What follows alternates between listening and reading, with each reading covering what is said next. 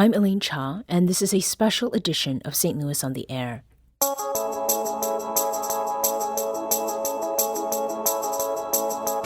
It's been 10 years since Michael Brown Jr. was killed and the Ferguson uprising followed. To honor that history and reflect on where St. Louis is today, St. Louis Public Radio is bringing back the podcast We Live Here for a special season.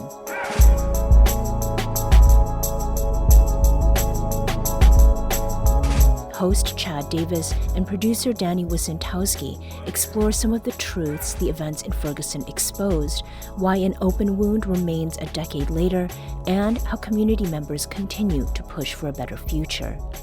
Today, on this special podcast episode of St. Louis on the Air, we're going to bring you the first episode of this We Live Here mini-season, which covers how young people, a decade after the Ferguson uprising, view Brown's legacy, what young adults today know about his story, and how his memory has shaped new conversations about race and justice.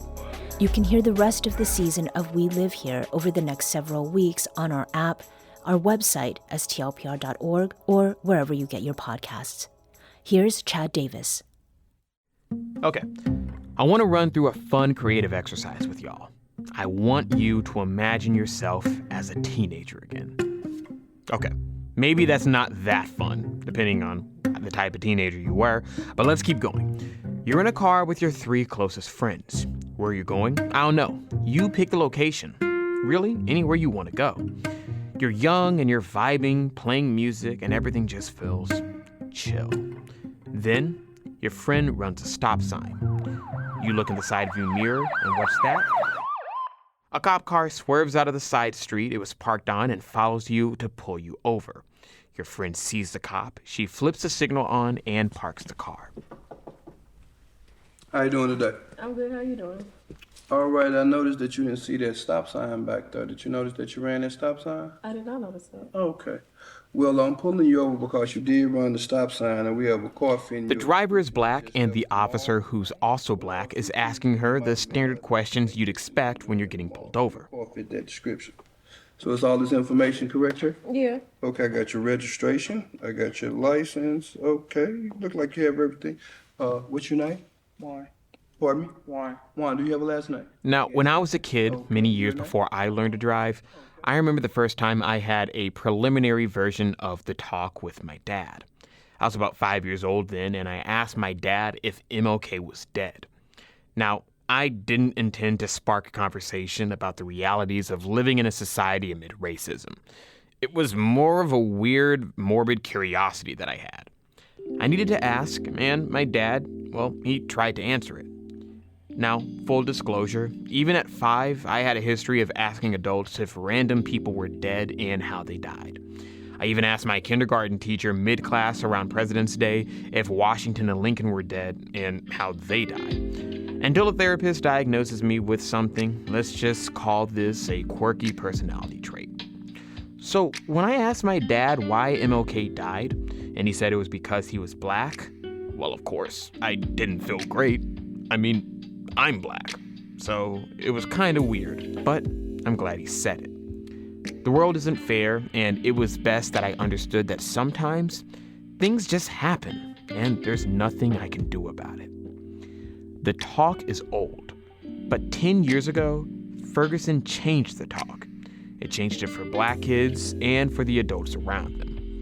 It's pushing the definition of what we mean when we say talk, and when we talk about the talk. Now, that police stop I asked you to imagine yourself in wasn't a typical police stop. Actually, it wasn't a police stop at all. The girl who I said was your friend driving the car and questioned by a cop isn't actually in a car. She's just standing behind a broken off car door in a classroom full of students. She's not even old enough to drive yet. She's just a freshman. If you walked by and you saw this, you'd probably think, well, this is some weird Grand Theft Auto reenactment. But this isn't a game. This is a simulation, and it's very serious. This is led by Kimberly St. Clair at a St. Louis area high school where students are being taught how to act if they're pulled over by a cop. 14-year-old Amaya Hinton has experienced firsthand what it's like to be pulled over, sitting in the passenger seat while her dad was driving. He told Amaya to stay calm despite any fear she might have had. It's hard to not be scared of repeated actions from, a certain community, from certain people. Like many other 14-year-olds, Amaya is about to take that next step and get her driver's permit. Her dad has tried to teach her how to act if she's pulled over. He always tells me to, try to be a suck-up, is what he would say. He would tell me to, look them in the eye, make sure I'm not reaching for nothing. If I am, make sure that I am moving slowly and telling them my exact movements. I know it scares him. I mean, it scares him for me to even grow up, but for me to grow up in a world like this, I'm pretty sure it terrifies him. Juan Hobson, another 14-year-old, says his mom shared this advice. She would always tell me, when I were to get older and I would have the privilege to drive and things like that, to always be very aware of your surroundings and know what's around you, because you never know what could happen. And to always drive safe, be safe, and do what you're supposed to do, because when you don't and you have an interaction with the police, you never know what can happen. The talk helps us survive, or at the very least, helps us understand our world. And if we're gonna be completely honest, it's just as confusing for adults. They're trying to figure it out too, and teach younger people. That simulation wasn't held at just any high school. This is Normandy, the high school Mike Brown graduated from just before he was killed by white Ferguson police officer Darren Wilson. Now, Mike wasn't shot during a traffic stop, but what played out is a story that's painfully universal. A young black man killed in an interaction with police gone wrong. And here at Normandy, Brown's legacy, what happened 10 years ago, and what happens next, those are still open questions. In the past 10 years, Ferguson has become an idea that represents activism, police violence, segregation, educational inequality, racial inequity, and tragedy. And Mike has become a symbol, a gateway for people to talk about racial injustice and policing. In this episode, and throughout this season, we're not going to rehash the killing of Mike Brown and the events of August 9th, 2014. We're going to explore what happened next and where we are today with the promises that were made by institutions after Mike was killed. How do we remember Mike? How do kids remember him? And how has his memory shaped new conversations about race and justice? I'm Chad Davis. This is We Live Here, 10 years after the Ferguson uprising.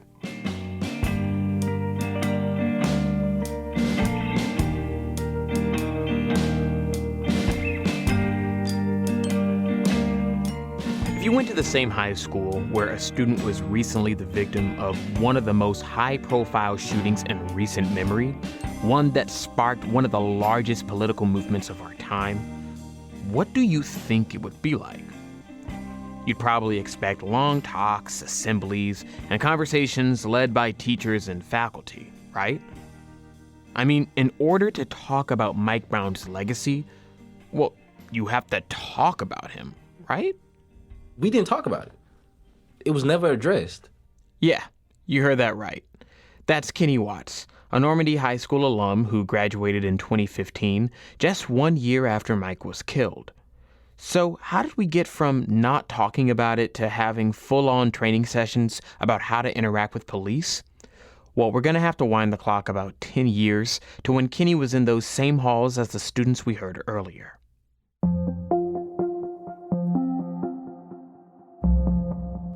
This was a, interesting time for the district. It had been under provisional accreditation, which is like a probationary period led by the state. In 2012, the Missouri Board of Education voted to strip the district of its accreditation because of low test scores and poor academic performance. Many students were getting transferred to other schools across the St. Louis area. You might even remember the vitriol from some white parents across the region at town halls and public forums. But to Kenny, this wasn't just a district. This was family. Community. like was a big thing, and having pride to be from there, and just coming together from all decades, everybody who graduated from Normandy, just being able to come together for football games, homecoming. I mean, this is a school district that's known for its alumni base, its homecoming, and its Battle of the Bands.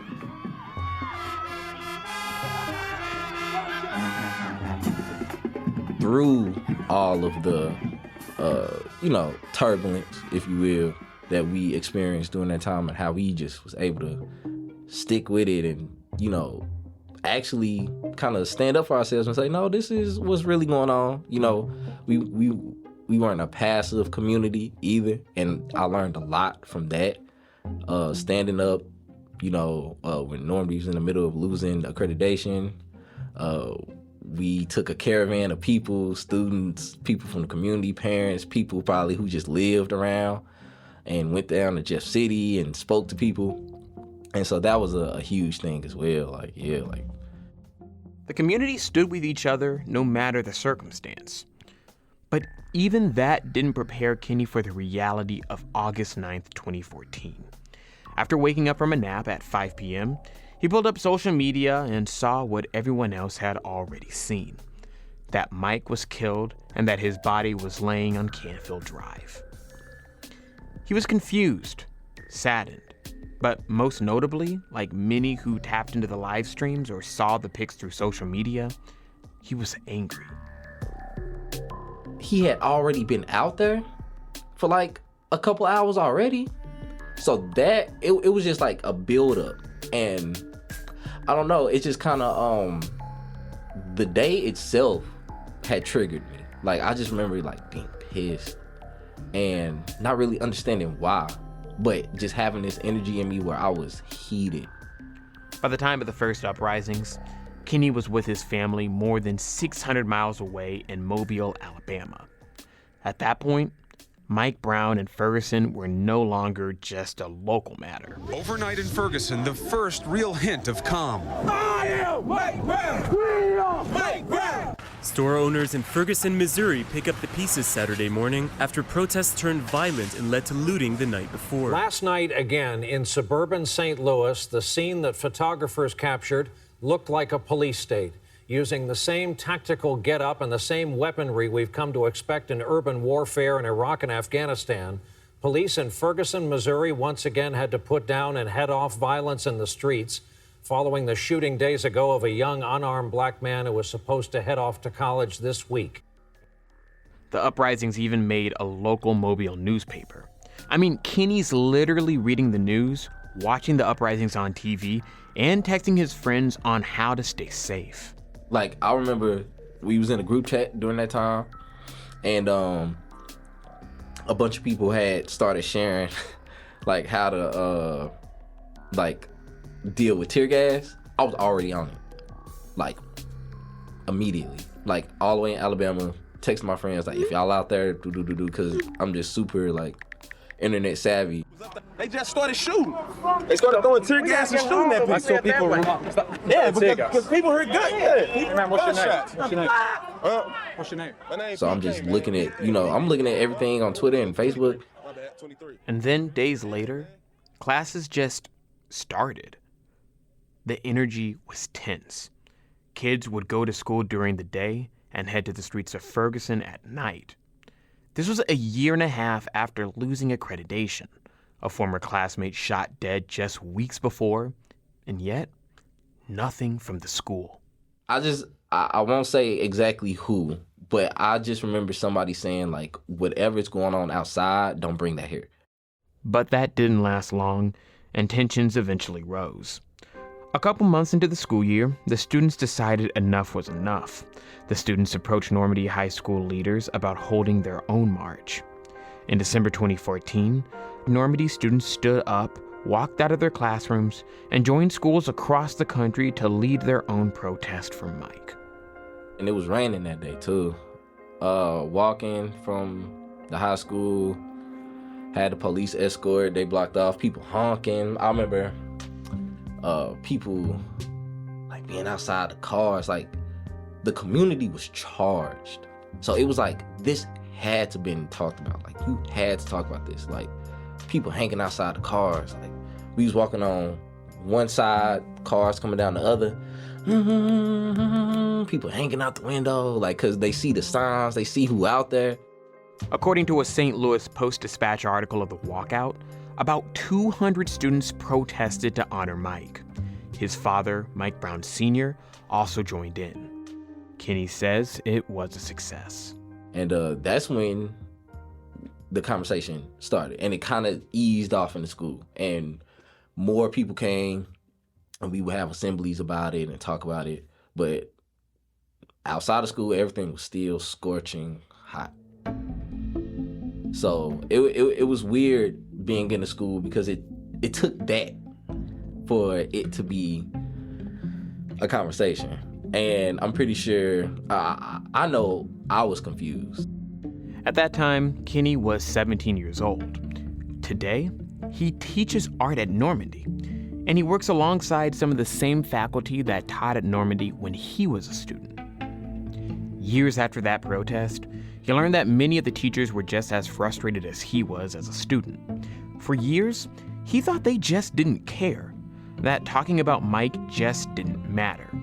What he didn't know was that teachers were instructed not to talk about what happened.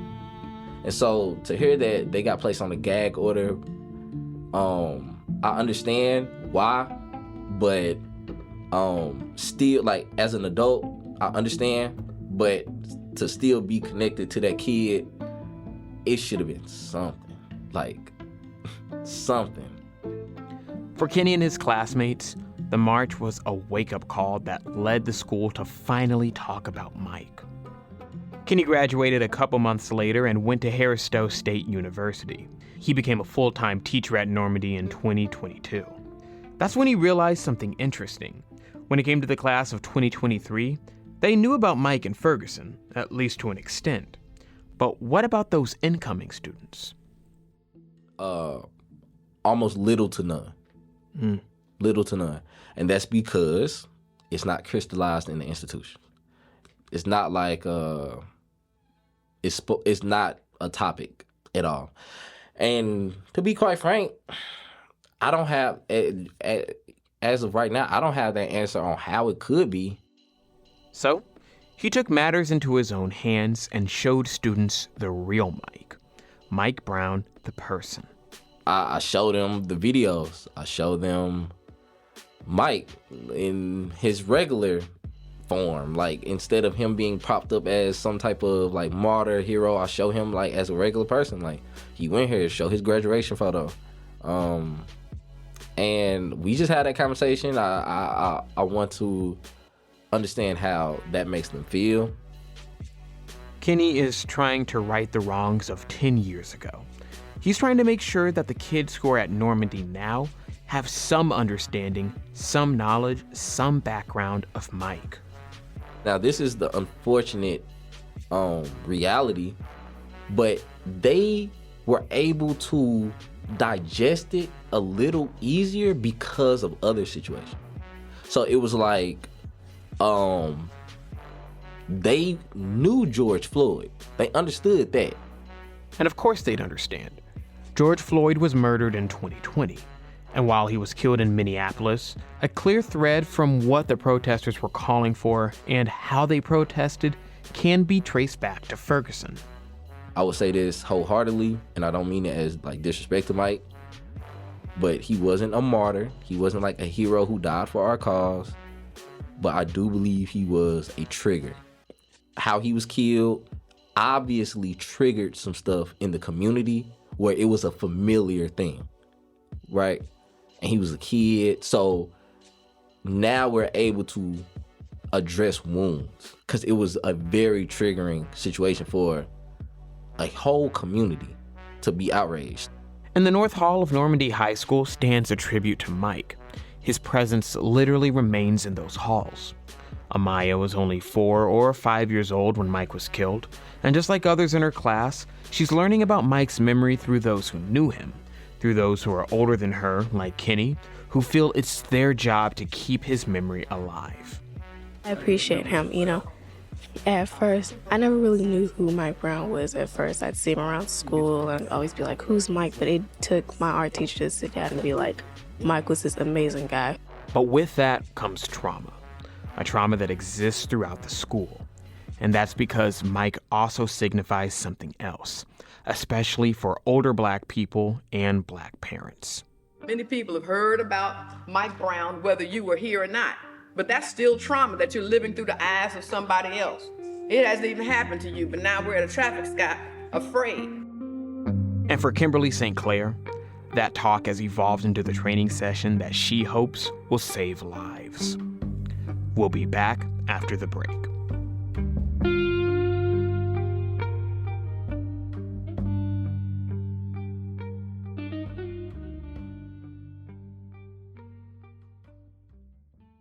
And we're back.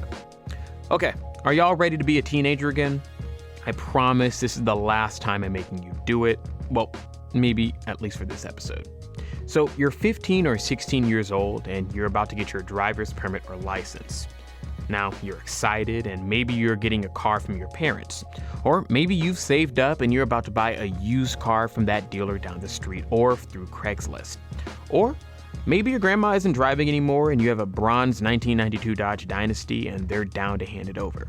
The emergency brake doesn't work and the fabric that sticks to the ceiling keeps dropping down, so you gotta use like a stapler to keep it intact. Maybe that's just me. Now, you're hopping in your driver's seat for the very first time. Do you have your keys, your wallet, phone, ID, insurance card?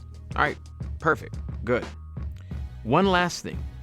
Do you have your DocDash?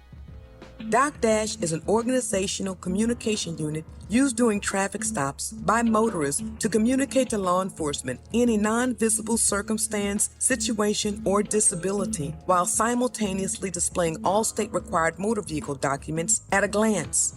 So if you're like me, you've probably never heard of this before. And that's because it's somewhat new. It's something that DocDash founder and St. Louis resident Kimberly St. Clair is trying to introduce to drivers and future drivers, including students from Normandy High School. It's an orange plastic folder that's pretty simple to use. So you would take this and you would write on it any non-visible situation, circumstance, or disability, and put that there. Put your driver's license here. Put your insurance here. And then you kind of like, do you hang that from like? Yeah. So no, so this goes in your always in your driver's side pocket of your door. Okay. Okay. Gotcha. Okay. Always in this driver's side pocket. This last one can be your registration depending on what state you're in. I like to describe this contraption and the accompanying training as an advanced placement version of the talk. The idea came to Kimberly years ago, not because of Mike Brown, but because of another high-profile police shooting of a Black man in 2016. And we're also learning more today about the life of Philando Castile, the man killed by a police officer in Minnesota on Wednesday. My husband and I were driving down the street in a fog because what happens is, and I don't think that other ethnicities understand, that when this happens in our community, we are walking around in a fog, in an absolute daze. And we still have to go to work. We still have to go to school. You know what I mean? And everybody else is walking around like, oh, that's just a shame. And we're mentally struggling over here. So we were having one of those struggle conversations, my husband and I, driving, and he said, it just has to be something. We have to find something. There has to be a better way to communicate. And I promise you, Chad, it was like a bam, like a lightning hit me. Just like that, DocDash was born. Well, kind of. She had the idea, but let's be real. It's a lot of work to create a new product or device, not to mention launching it, creating the company itself, and trying to figure out how to distribute and market it. So she put it in the drawer. Years went by, and unfortunately, the headlines didn't stop. So Kimberly's kids start to grow up. She notices that instead of going outside, playing in the park, and participating in sports, they're inside, playing on computers and phones. She takes them to the park, encouraging them to play a bit of tennis, but they weren't having it. So I said, forget it. You know what I mean? I gave up. I came home and went on with my day, just toiling this thing around that I have lazy children. And my youngest daughter came to me that evening, and she sat on the bed. She said, you know why we didn't want to go to the tennis court? I said, no. What is the problem? She said, because we saw a police officer and thought we were going to be shot and killed. And I'm telling you, I mean, really, every time I tell that story, I have to fight back tears. Every single time. Because it just snatched something out of my soul at that minute. Because I thought that, maybe I thought because we weren't talking about it with them, that they didn't know. You know? And I just, at that moment, I just couldn't live like that. Kimberly saw Doc Dash as a way to bridge the gap between young people and police. So she opened up her drawer, took out the prototype, and got to work. Her goal is to eventually make it a part of the license renewal process. So when you head to the DMV to get a new license or your first, you'd also be given a Doc Dash folder. She's interviewed paramedics and other professionals on what the color of the unit should be, how big it should be, and what information should be included. Last year, she received a $30,000 grant from the Missouri Department of Transportation to go into schools to introduce the program. The money only covered one district, and she chose Normandy. But most importantly, Doc Dash includes a teaching component, which is why Kimberly was at Normandy High School in the first place. And so this assumption that we know how to approach each other is where I think we've all gone wrong. And so when I talk to police, it's like, well, we've been trained. I said, but who are you training? Have you ever spoken to anybody about how to conduct themselves at a traffic stop? I said, we're required to learn how to drive, and we have a driver's test and a written, and you have to physically drive. I said, but there's been no instructions on how to communicate. To go on an interview, you have mock interviews to teach you how to interview. And so I think we've assumed there's some basic behaviors that people should come with that they just don't. And so Doc Dash is the teaching element. And so I've developed a workshop, Protocols to Police Engagement, where I go into schools and we do mock traffic stops. I bring in the door. It's a car door on a tripod that she brings to each training session. On this day, Kimberly gathers those students you heard earlier. One is pretending to be a driver while the other three are passengers. Kimberly had the students put their hoodies on their head when the officer pulls them over. Hands out your pockets. Lift the back window down. Everybody, you gonna lift the back window down? Good job. All right. Can I see your handsome face? Your boxes are so beautiful. There you go. Just let me see you. Just let me see you. All right, come on, police. Oh, where's your Doc Dash? It was so interesting because I let them have many different roles. So some of them played the police. And I asked them, I want you to think about waking up every day and understanding that just because you put on a blue uniform, that now you have a target on your back. How would you feel going to work? And they look at me. I'm like, yeah, because every police officer that chooses to be a peace officer wakes up with that feeling, knowing that just because they put on a blue uniform, that they have an extra target. I said, now imagine coming up to a car and you can't see into the back seat. Oh, man. And that's a whole nother. So I've had several students say, I never thought about how the police feel. According to a report by the National Law Enforcement Memorial Fund, officer deaths across the U.S. decreased nearly 40% in 2023. But if officers are constantly responding to life-threatening or dangerous calls, their guards are up, especially if they're being trained to believe that they are the target. Sometimes Kimberly walks into the classroom with a hoodie on, sunglasses, braids, and other ways to conceal her face. If this was your first impression of me, you understand? It's my posture, it's my position, it's who I am. But to be taken serious, I know this ain't the place for the hoodie. I want you to see my eyes because I want you to be comfortable with me. I'm gonna move my hair, I'll position my hair in a way that you can see me. And if I wanna take it up, same girl, right? Same girl. I got jeans, I got braids, just like you. but I'm giving a whole nother impression. Okay. Before we go a little further, let me just talk through some of this, because while some of you may understand this method, I'm sure there are some who are a little, well, skeptical, maybe even angry. So, I'm a 30-year-old black man, 5'6.5" or 5'7" if no one's around to prove it, and I have dreads. Now, I didn't have dreads in high school, but my parents told me there were certain things I could and couldn't do. They warned me about where and when I should put my hoodie over my head. They even warned me about running in certain neighborhoods. It wasn't that I was doing anything wrong, it didn't matter. They weren't saying I was. They're saying I needed to do everything I could to make sure I'm safe. If a white person saw me running with a hoodie over my head, God forbid by myself, could they suspect I was up to no good? Maybe. And that's what they didn't want. They wanted to make sure that I took every precaution I could to make sure I was safe. And that's kind of what Kimberly is saying here. She's not saying dreads or braids or hoodies are bad. It's actually the opposite. It's that what someone else perceives as a danger, what do we do about it, and how do we make it so that that person doesn't see us as a problem? And on top of all of that, you can still get harassed or shot by an officer. None of these are get-out-of-jail-free cards. So does that mean the responsibility is on the driver? Or is it just a strange world we live in that ordinary people have to take matters into their own hands? I can't make sense of it because I don't think we should be here. Just like I don't think we should have to run around and teach children how to protect themselves from school shooters. It's crazy that we're here. We can do better, right?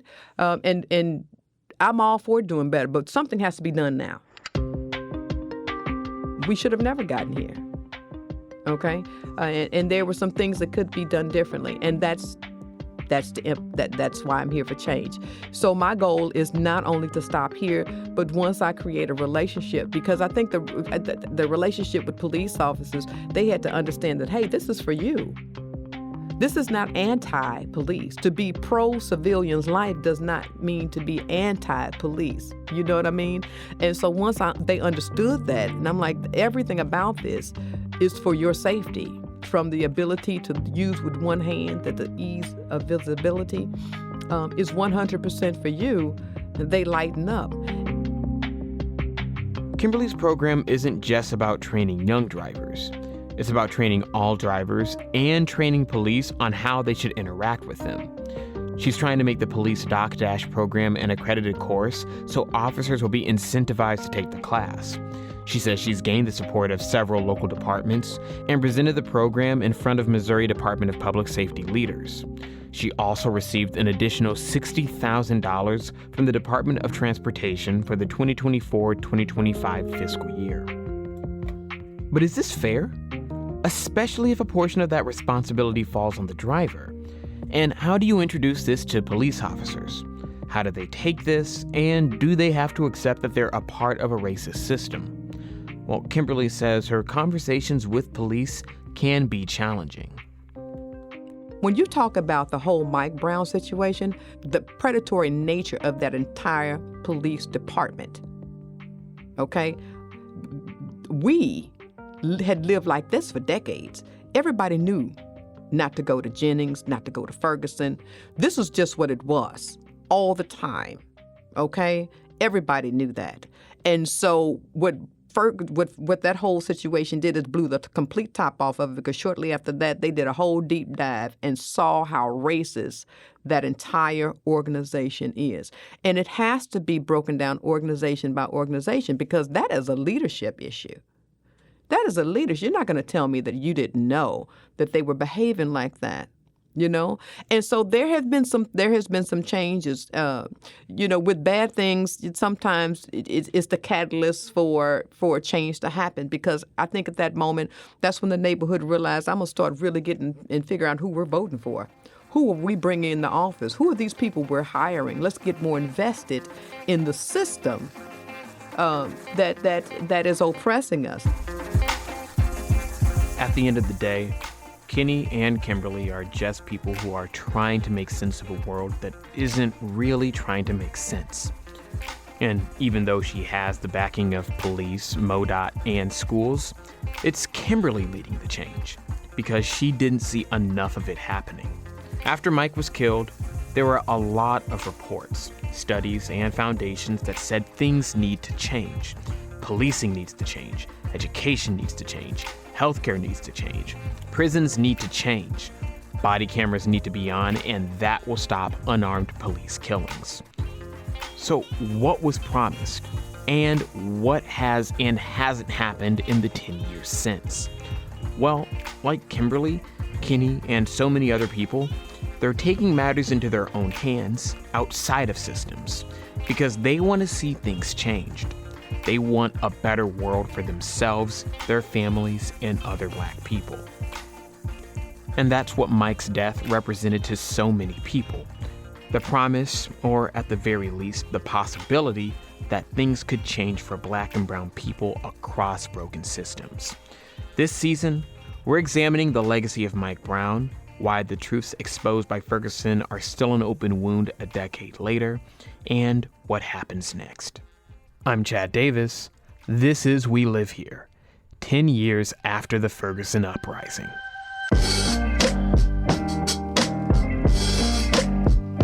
This episode was produced by Chad Davis and edited by Emily Woodbury. With production assistance from Danny Wysentowski and Aula Kouziz, and audio mixing and podcast design by Greg Montanil. We received editorial guidance from Brian Heffernan. Chris Husted is our executive producer. Special thanks to Camille Stanley and Holly Edgell, with additional reporting by Andrea Henderson, Kate Grumke, and Elaine Cha. Our theme music is by Cassie Morgan and remixed by Mastermind. We Live Here is a production of St. Louis Public Radio in collaboration with the Midwest Newsroom. Thanks for listening. We'll see you next week.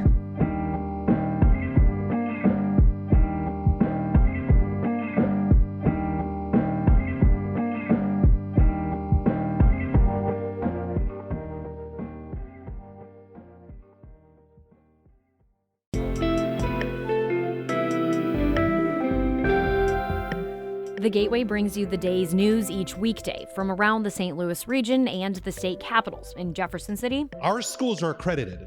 We don't need this bill. And Springfield. How many more years must pass before lawmakers see time is of the essence? I'm Abby Larico. Join me each weekday for The Gateway on the STLPR app or wherever you get podcasts.